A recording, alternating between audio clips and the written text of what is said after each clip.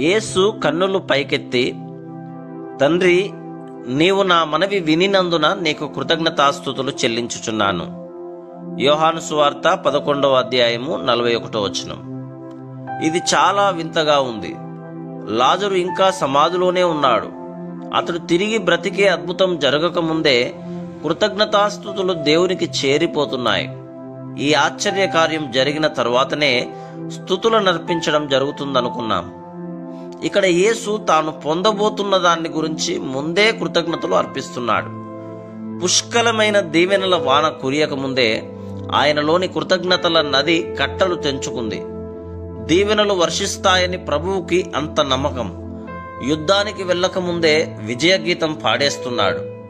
విత్తనాలు చల్లేవాడు కోతకాలపు పాటలు పాడుతున్నాడు. అద్భుత కార్యానికి ముందే కృతజ్ఞతాస్తుతులు. ఎవరైనా సైనికులు యుద్ధరంగానికి బయలుదేరుతుంటే జయబేరులను మ్రోగిస్తారా?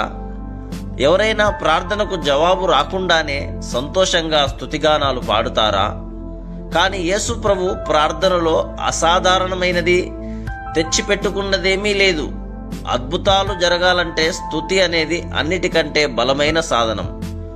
ఆత్మశక్తి ద్వారా అద్భుతాలు జరుగుతాయి. ఆత్మశక్తి విశ్వాసంతో ముడిపడి ఉంది. స్తుతులు సంగతులను మార్చేస్తాయి. మన ప్రార్థనల్లో స్తుతులు దేవుణ్ణి సంతోషపెట్టినట్టుగా మరేవీ సంతోషపెట్టలేవు. ఒక మనిషి చెల్లించే కృతజ్ఞతాస్తుతులు అతన్ని ధన్యుణ్ణి చేసినంతగా మరేమీ చేయవు.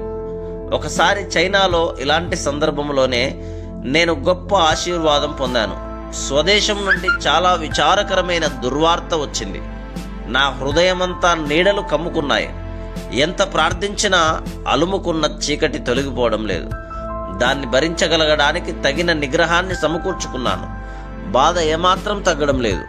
ఆ సమయంలో నేను దారి వెంట వెళ్తూ ఒక మిషన్ ఆఫీస్ గోడ మీద ఈ మాటలు చదివాను: కృతజ్ఞతాస్తుతులు చెల్లించి చూడు. అలాగే చేశాను. క్షణాల్లో నీడలన్నీ వీడిపోయాయి.